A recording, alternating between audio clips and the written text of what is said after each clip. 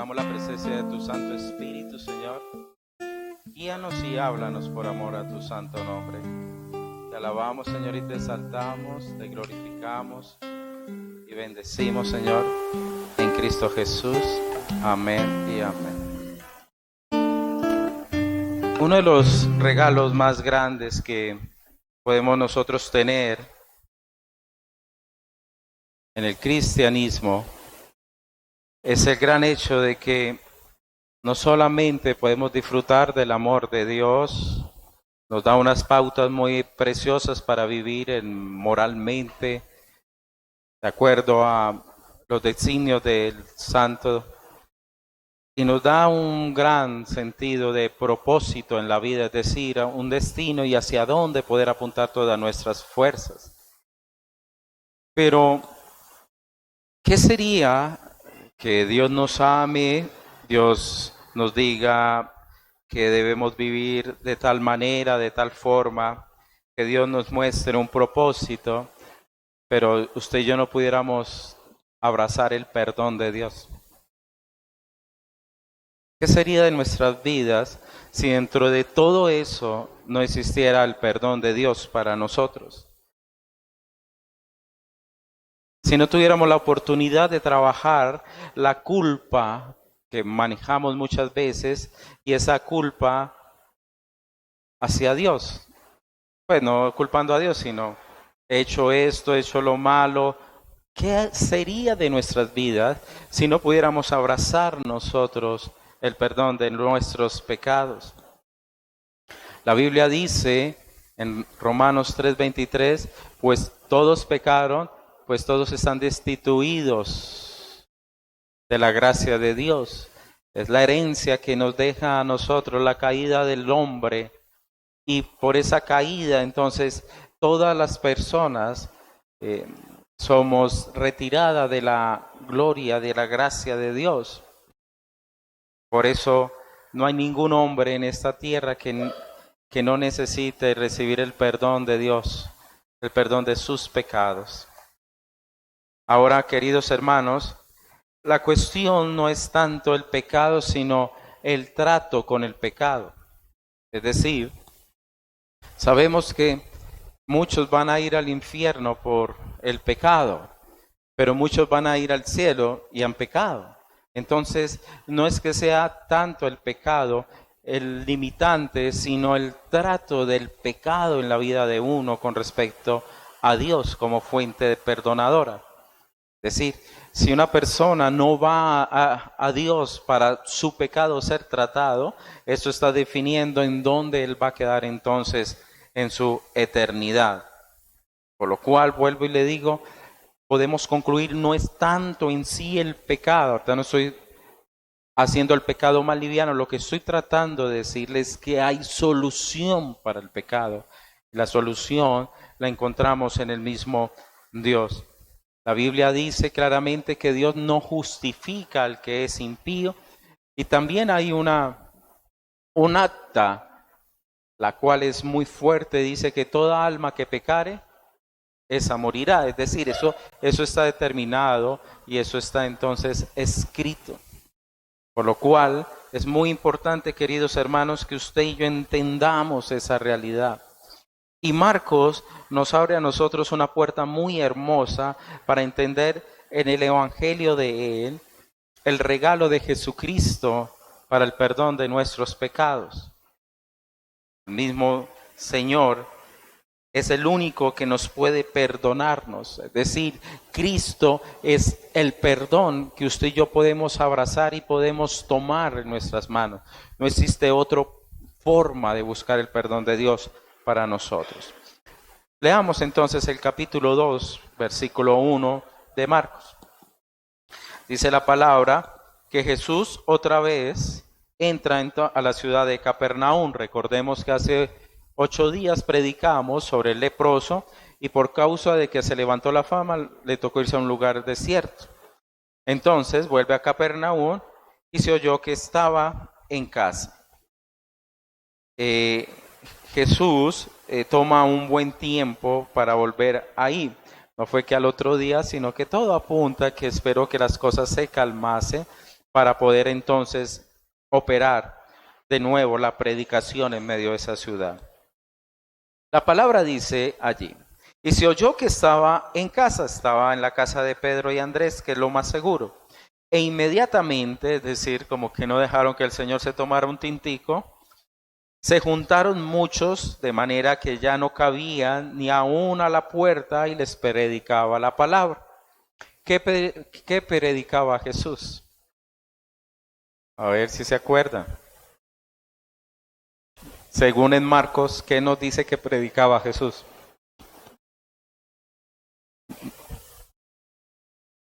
El bautismo. Por ahí, después del bautismo, él predicaba. ¿Qué predicaba Jesús? ¿Ah? El reino de Dios se ha acercado. Arrepentíos y creed en el Evangelio. Es decir, nos estaba mostrando, era el tiempo favorable de Dios, el reino se había acercado, el reino estaba en medio de ellos. ¿Y quién era el reino? La misma presencia de Jesús. Por lo cual entonces le decía, arrepiéntense de sus pecados si quieren disfrutar del reino de Dios y crean en las buenas noticias que están siendo anunciadas. Él estaba entonces predicando, versículo 3, y vinieron a él unos trayendo un paralítico que era cargado por 4. Y como no podían acercarse a él a causa de la multitud, descubrieron el techo donde estaba y haciendo una abertura, bajaron el lecho en que yacía el paralítico. Al ver Jesús la fe de ellos, dijo al paralítico, hijo, tus pecados te son perdonados.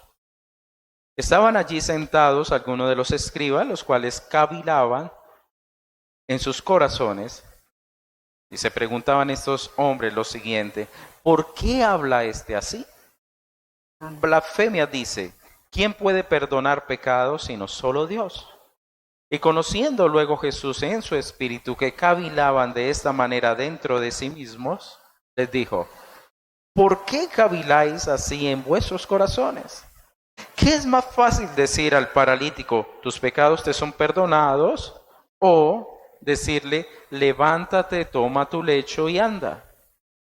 Pues para que sepáis que el Hijo del Hombre tiene potestad en la tierra para perdonar pecados, dijo al paralítico, a ti te digo, levántate, toma tu lecho, vete a tu casa. Y entonces él se levantó enseguida y tomando su lecho salió delante de todos, de manera que todos se asombraban y glorificaban a Dios diciendo, nunca hemos visto tal cosa. Lindo que hubieran dicho, nunca hemos recibido tal cosa, ¿no?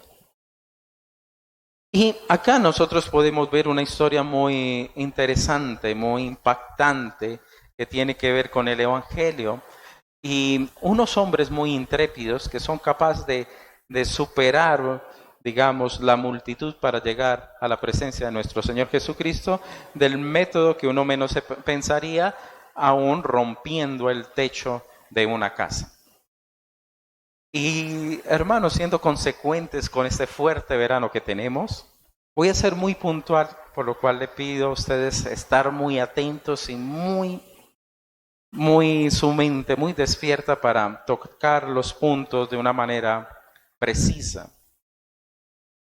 Y vemos que Marcos nos da esta palabra con el objetivo de mostrarnos algo impactante, y no es tanto el impacto de estos hombres por su fe y romper el techo de una casa, sino lo impactante es que el hombre se había encontrado con aquel que podía transformar su vida, perdonar todos sus pecados.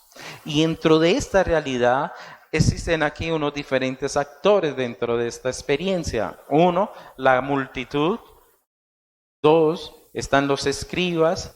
3, está el mismo paralítico. Pues nuestro Señor Jesucristo como la centralidad de la historia.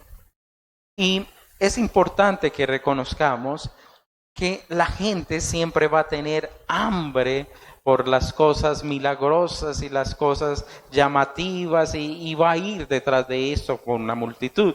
Es decir, la multitud que una vez agolpó la casa de del mismo Pedro o Andrés, donde moraba el Señor Jesucristo, también fue la multitud que muchas veces, no estoy diciendo que sean los mismos, pero es como la figura, aquellos que dijeron delante de Pilato, crucifíquenle, y prefirieron entonces estar al lado de Barrabás. Porque la multitud a veces solo va tras una, digamos, curiosidad y que se pueda responder a las necesidades que se tiene. Es decir, eso es el pensamiento de multitud. Por eso es que una multitud siempre va a estar lejana al Señor, y muchas veces la multitud es la que se vuelve como una barrera para que una persona no pueda llegar a los pies de Jesús, y lo podemos ver a través de la filosofía, a través de la misma, digamos, gente que es incrédula, la misma familia, etcétera, que no quiere realmente buscar a Dios para que su vida sea totalmente tratada, sino lo que busca es un beneficio. Señor, bendíceme, sáqueme de este aprieto, X o Y, pero no quiere entregar su corazón y reconocer que es pecador. En ese sentido, entonces, esa multitud se volvió, en este caso, alguien o algo que impedía que el Señor Jesús, que este paralítico pudiese llegar a la presencia de Jesús. Pero gracias a Dios contó con el amor o la amistad de estos hombres que le cargaban, posiblemente familia, amigos, no sabemos. Lo único que nos dice la palabra, 4 hombres que fueron lo intrépido para poder llevar a su amigo delante de Jesús. Ahora, ¿por qué lo hicieron? Pues todo el contexto nos da que Jesús sanaba a las personas, pero también era un Jesús que predicaba la palabra. Ellos reconocían que si su amigo se encontraba con Jesús, la vida de su amigo podía cambiar ostensiblemente. Posiblemente fue también el paralítico que le dijo a los 4 amigos o conocidos o familiares, por favor lleven a Jesús, yo necesito estar delante de este hombre. Pero lo importante aquí fue que no se detuvieron hasta que se encontraron delante de la presencia de nuestro Señor Jesucristo. Algo que usted y yo debemos aprender a hacer, hermanos, y esforzarnos por buscar el rostro de nuestro Señor y poder estar a los pies de Él. Creo que fue Lucas el que dice que cuando él aterriza dentro de la casa, lo colocaron a los pies de Jesús. Es decir, como que ellos miraron donde estaba bien ubicado el Señor para poderlo llevar. Ahora, estos hombres rompen el techo. Imagínese usted predicando, cuando comienza usted a sentir que caen pedazos de tierra del techo, y porque es una forma de plancha las casas que se hacían en la época de Jesús, y va cayendo todo ahí. No sería algo como cómodo, ¿no? Y pues el pobre Pedro, oiga, me están dañando la casa. Pero hubo algo ahí que cambia esa experiencia de una manera preciosa, y fue que en el versículo 4, Jesús dice, y al ver la fe de ellos, le dice al paralítico, hijo, tus pecados te son perdonados. Ahora, ¿qué fue lo que vio Jesús? ¿Qué fue la fe que él vio para decirle al paralítico, tus pecados te son perdonados, y no haberle dicho al paralítico, levántate y camina, o eres sano? Es decir, la fe que el Señor vio en estos hombres conlleva entonces a Jesús decirle a él, tus pecados te son perdonados. Ahora, cuando una persona se acerca a Dios, debe conocer entonces el carácter de ese Dios al cual esa persona se va a acercar. Cuando el mismo Moisés le pide al Señor que le muestre su gloria, que él quiere ver la gloria de aquel que le llamó y que le está guiando. Dice la palabra que él lo coloca en una peña y pasa en la presencia de Dios delante de Moisés, una presencia tangible. Sabemos que solamente ve sus espaldas, pero cuando él lo ve, él grita y dice lo siguiente, en las palabras de Moisés. Jehová, Jehová, fuerte, misericordioso y piadoso, tardo para la ira y grande misericordia y verdad. Él está diciendo, mi Dios es fuerte, Él es muy misericordioso, mi Dios es piadoso, mi Dios se tarda en airarse y Él es bondadoso y es un Dios en verdad. Y sigue diciendo Moisés que guarda la misericordia. Ya ha dicho misericordia 3 veces. A millares y que perdona la iniquidad, la rebelión y el pecado. Es decir, le está diciendo, tenemos un Dios que es misericordioso, bondadoso, bueno, tardo para la ira, paciente, pero es un Dios perdonador. Es decir, es un Dios que perdona. Y aquí estamos teniendo un encuentro con ese Dios que el mismo Moisés estaba conociendo, estaba siendo revelado a él en ese momento. Un Dios que tiene la capacidad del perdón. Muchas religiones tristemente llevan que usted consiga el perdón y la gracia a través de sus propios hechos, a través de su propia ley. Si yo no como esto, si yo me meto esto, si yo voy a tal lugar, si yo me visto de tal manera, si yo me persino 50 veces, si yo me voy y me salgo del cuerpo, entonces estoy en el espíritu. Tantas cosas existen. Cuando el único que puede brindar el perdón es Dios. Es Dios. No hay otra manera. Y Moisés estaba entendiendo esto de raíz. No es ir a pagar una penitencia. No es aprender 400 velas. No es latigarme. No, es que Dios me brinde su perdón. No hay otra manera. Y eso quiere estar muy bien establecido con Marcos cuando nos está mostrando que ese encuentro, la prioridad del encuentro, fue que Jesús vio la fe de ellos y le dijo, tus pecados te son perdonados. Ahora, ¿por qué? Sigamos en las palabras de Moisés. Que perdona la iniquidad, la rebelión y el pecado. Y viene lo duro. Y de ningún modo tendrá por inocente al malvado. Jamás el Señor va a decir un malvado es inocente. Jamás lo va a hacer. Y sigue diciendo que visita la iniquidad de los padres. Es decir, va a visitarlo. Sobre los hijos y sobre los hijos de los hijos hasta la 3ª y 4ª generación. Es decir, él vio un Dios que tenía la capacidad de perdonar toda iniquidad, todo pecado, pero también un Dios que visitaría la iniquidad de aquellos que hacen la maldad. Por eso, cuando nosotros vemos que Jesús le dice a estos hombres y sobre todo al paralítico, le dice, tus pecados te son perdonados. Lo que estaba estableciendo el Señor Jesús era el regalo más grande y más importante para la vida de ese hombre. Porque usted puede ser bendecido, entre comillas, usted puede ser sanado, entre comillas, pero si no hay el perdón de Dios en su vida, ¿qué tiene usted? ¿Qué tiene? El Salmo 103 nos dice claramente lo siguiente: bendice alma mía a Jehová y no olvides ninguno de sus beneficios. Él es el que perdona ¿qué? Todas mis iniquidades, y ahí sigue, y el que sana todas mis dolencias. Es decir, hay un orden en el proceso de Dios.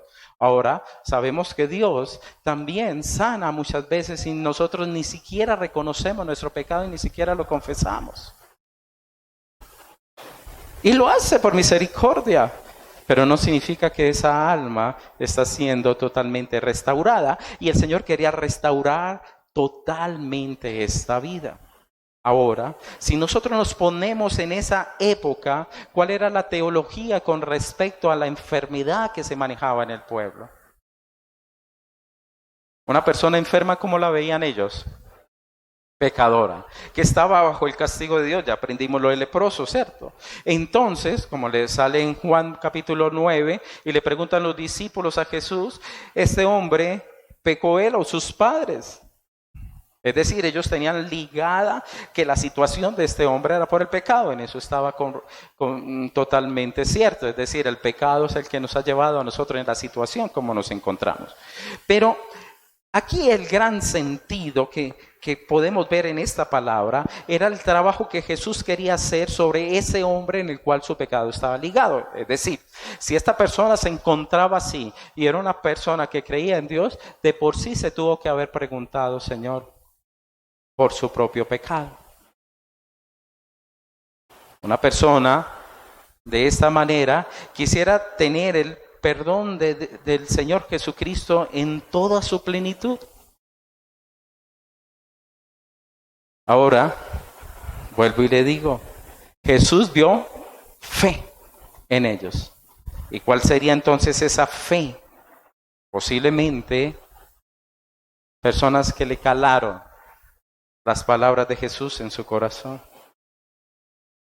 Arrepentíos y creed en el Evangelio. Hermanos, se levantan los fariseos porque siempre va a haber una línea de los fariseos, son los escribas. Y los escribas, cuando escucharon decir que Jesús le decía a este hombre, tus pecados son perdonados, ellos se preguntaron, este está blasfemando. La blasfemia para ellos estaba en tres índoles. Uno, que alguien hablara mal de la ley de Dios, era una blasfemia. Segundo, alguien que hablara mal de Dios, era otra blasfemia. Y tercero, alguien que se considerase tener la autoridad de Dios. Por eso es que a Jesús siempre lo buscaron para matarlo, porque él decía que era el Hijo de Dios, por lo cual era Dios. De ahí entonces que ellos siempre buscaron matar a Jesús. Ahora la teología de ellos está buena, sí, cuando dicen solo Dios puede perdonar los pecados, pero la aplicación no, porque ellos nunca creyeron que Jesús realmente era el Hijo de Dios. Y por no creer en la obra del Señor Jesucristo, se perdieron esta gran riqueza que estaba sucediendo en medio de sus vidas. Jesús, como conoce el corazón de cada persona, Él sabe lo que usted está pensando. De nadie se escapa la palabra del Señor. Él conoce cada palabra que usted y yo digamos. Cada pensamiento es ante el Señor Jesús un grito a sus oídos. Nada se esconde. Absolutamente nada se esconde de su presencia. Entonces Él sabía que los escribas estaban diciendo, solo Dios puede perdonar pecados. ¿Quién es este que dice eso? Ahora el Señor les responde de otras maneras. Él le dice, uno, que caviláis. Es decir, Él es omnisciente y conoce todo pensamiento.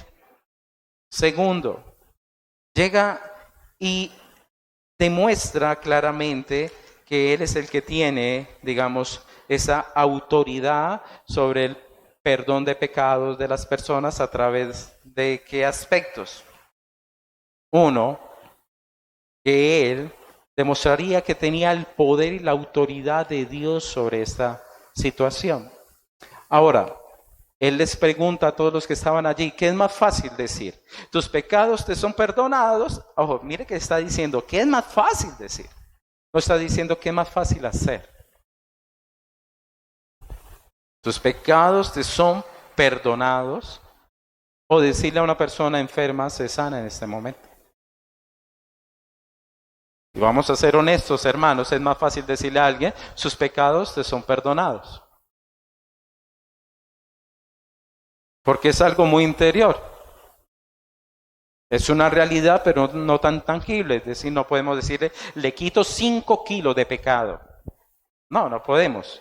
Ni podemos decir, en este frasquito está su pecado. No podemos. Es algo que se nota en el fruto de la vida de una persona. Cuando recibe el perdón de Dios, nace realmente de nuevo. Porque es que muchos podrán decir Jesús, Jesús, pero Él va a decir a usted, nunca lo conocí. Es cuando una persona realmente nace de nuevo, que es cristiana.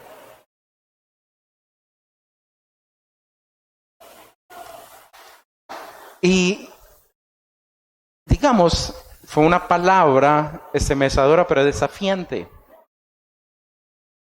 Sabemos que Jesús sana a este hombre. ¿Y qué es más fácil, hermanos, realmente? Decir es eso, pero ¿qué es más fácil hacer para Dios?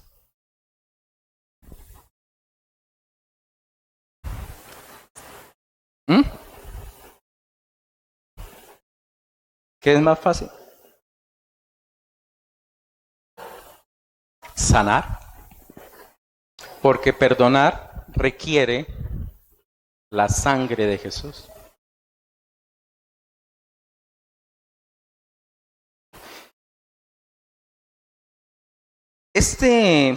Digamos, grupo de personas, queridos hermanos, no se estaban o no quisieron aceptar realmente, muchos de ellos, que estaban delante de aquel que era el único que podía transformar sus propias vidas. No tenemos a nadie más. Jesús claramente dijo, este es mi pacto, es mi sangre, el cual ha sido dado para la remisión de pecados. Es decir, no hay. Cuando el Señor dice que perdona a una persona, en el original significa apartar de él, quitar. Es decir, haga de cuenta que el pecado, ya dijimos que no es tangible, ¿cierto? No podemos acumularlo. Los efectos sí son tangibles. Pero haga de cuenta que yo tengo, este es mi pecado. Lo que hace Dios cuando perdona mi pecado es que coge el pecado y lo saca, lo separa del pecador y lo pone en otro lado. Es decir, trabaja con el pecado diferente al pecador. Por eso es que Él puede perdonar nuestros pecados, porque es como si los hubiera desarraigado y arrancado de nuestras propias vidas. Pero para que eso se pudiera dar, era necesario entonces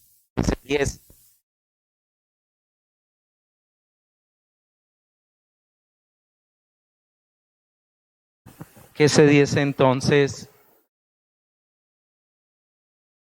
la remisión de los pecados. Yo le invito a que abra su Biblia en Colosenses capítulo 2 en adelante.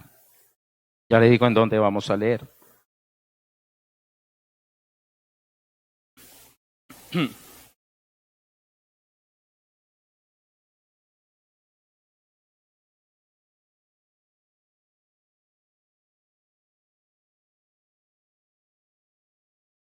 Colosenses 2,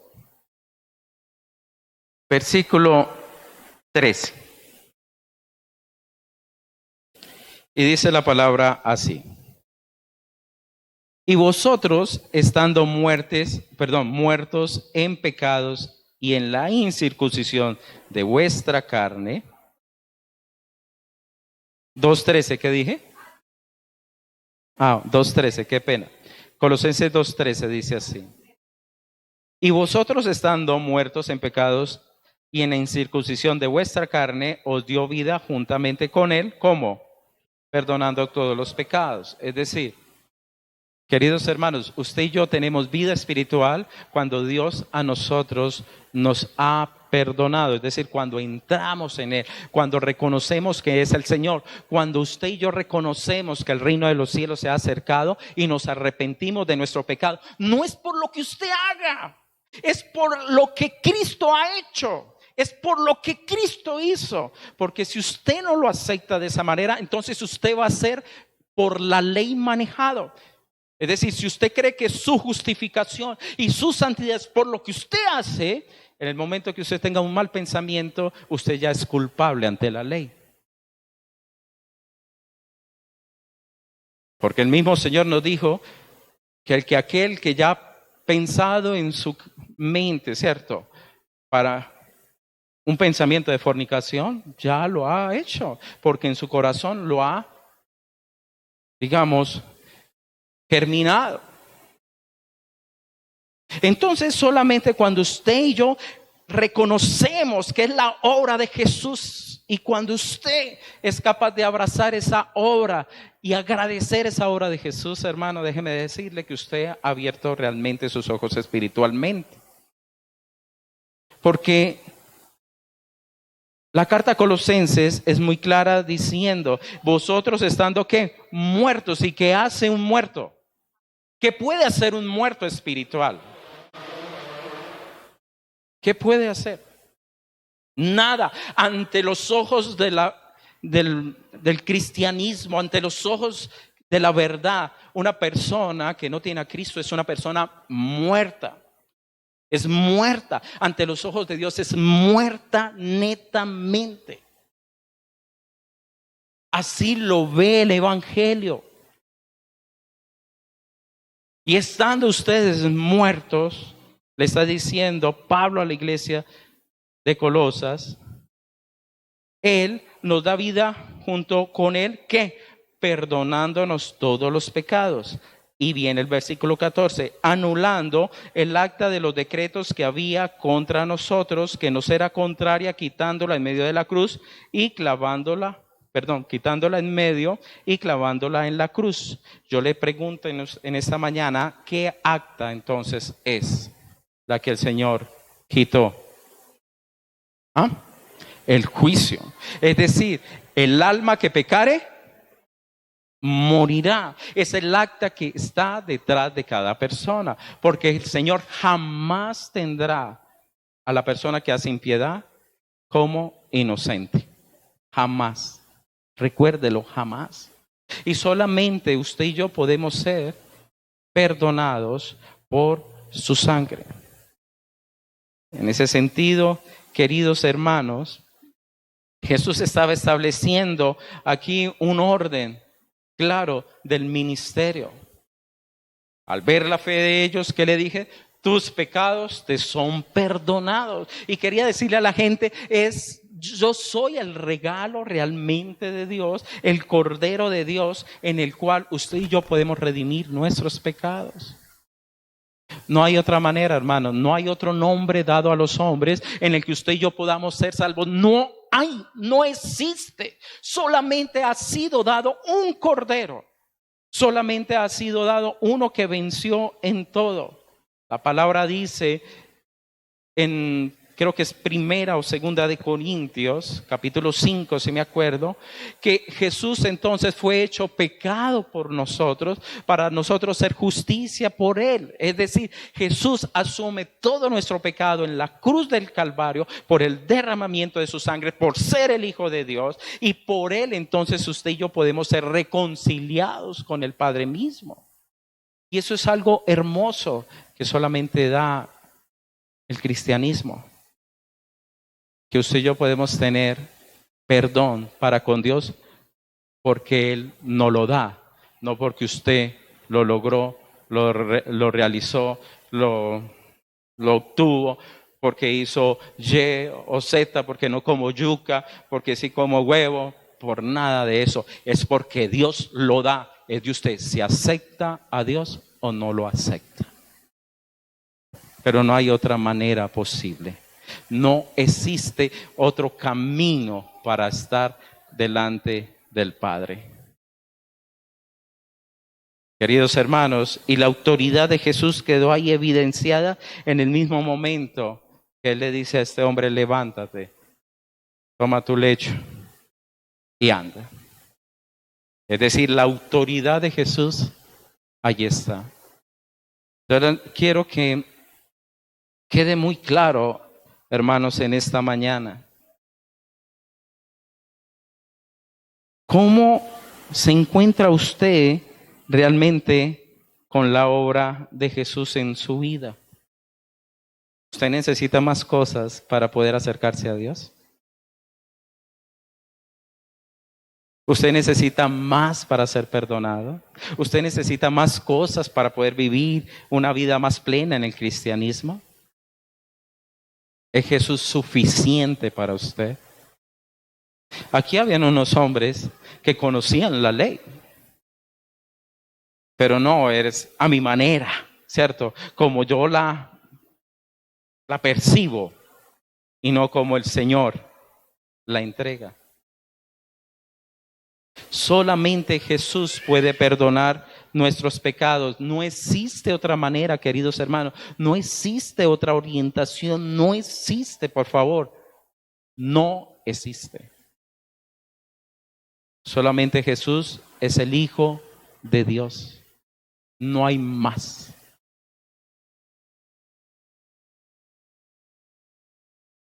Pero es necesario que creamos en su misericordia. Moisés lo dijo, tú eres un Dios perdonador.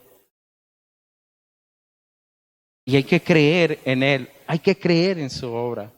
Ahora, usted y yo fácilmente podemos pensar que mi pecado es tan grande que no puede tener el perdón de Dios. No, no hay pecado tan grande que Jesús no pueda perdonar.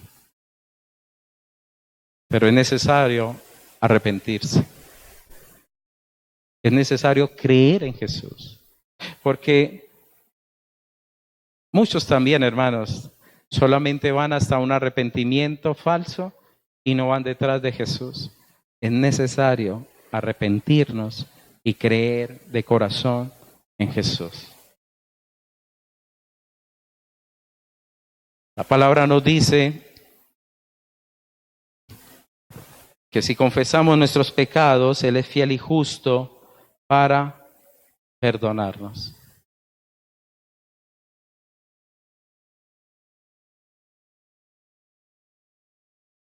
¿Qué pidió David cuando pecó? Lávame. Él no dijo, me lavaré. Él no dijo, voy a ayunar 40 días. Él no dijo, voy a cortarme una mano o voy a sacarme un ojo. Él que le pidió al Señor, lávame. Es más, le dijo, Señor, yo ni siquiera me puedo lavar. Lávame, límpiame.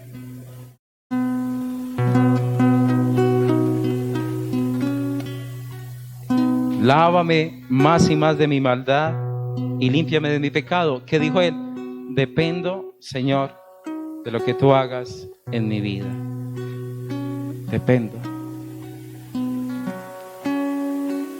Y él lo dice, conforme a mis piedades, borra mis rebeliones. Y recuerde que este hombre acababa de caer en adulterio y había hecho un asesinato o había estado inmiscuido en un asesinato. Dos cosas que usted diría, no tiene oportunidad. ¿Y Dios iba a hacer algo con David? Claro. Natán le dijo, no morirás tú sino tu hijo.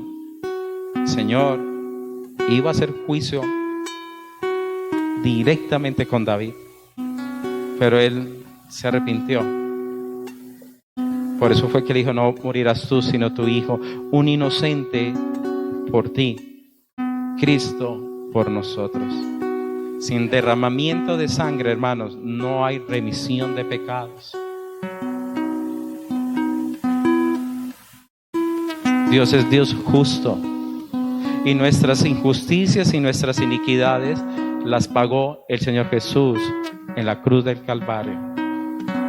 Por eso usted y yo podemos abrazar el total perdón de Dios. El total perdón de Dios si usted y yo realmente creemos en la obra de Cristo y creemos en el Evangelio y vivimos una vida de arrepentimiento, y si nosotros realmente estamos bajo el Evangelio,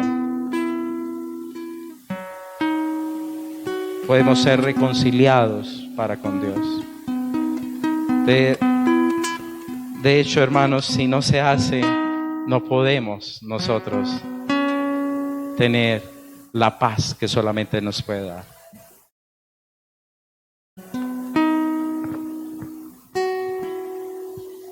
David dijo, yo reconozco mis rebeliones y mi pecado están siempre delante de mí.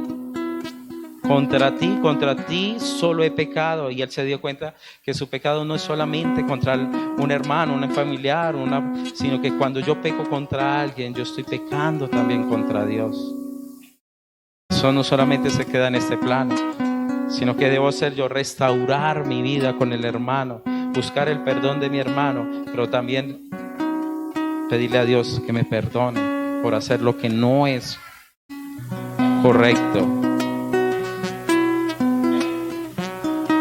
Por eso, hermanos, yo le invito en esta mañana que usted abrace lo que hemos predicado. ¿En quién confía usted para el perdón de pecados en su vida? ¿Cuál es la fuente la cual usted se sumerge, la fuente en la cual usted se lava para el perdón de pecados? ¿Cuál es? ¿En qué aspectos de su vida usted trabaja? ¿En qué usted, hermano, realmente confía? ¿Ante quién usted puede ir para tener una vida con Dios en reconciliación? Recordemos, el infierno está lleno de pecadores, hermanos, pero el cielo también. ¿Pero qué sucedió en el cielo? Los que sus pecados fueron trabajados con Dios, fueron perdonados. Por eso debemos reconocer cada vez más la obra de Cristo en nuestras vidas. No hay más oportunidades. No tenemos más. Es Él, el perdón tangible de Dios, el perdón que podemos abrazar es Jesús. Amén. Vamos entonces a preparar nuestro corazón. ¿Quién me puede dar perdón? Solo de Jesús la sangre y un nuevo corazón. Solo de Jesús la sangre. ¿Quién me puede?